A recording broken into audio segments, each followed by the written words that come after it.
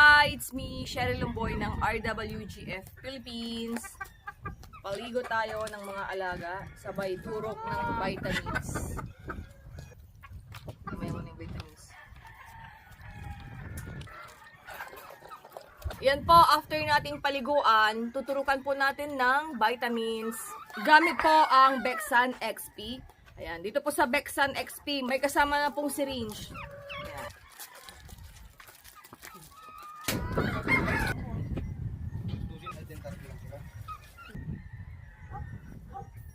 0.5 po ang binibigay ko sa kanila.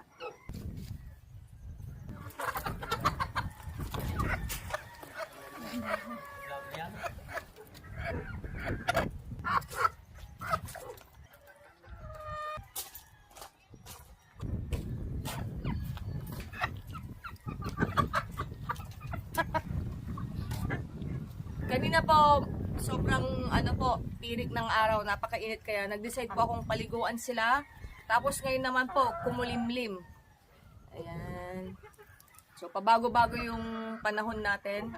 Kaya ginagamitan natin sila ng bukod sa binibigay natin na Bexan XP, sa kanilang painumin naman, naglalagay rin tayo ng Electrogen D+.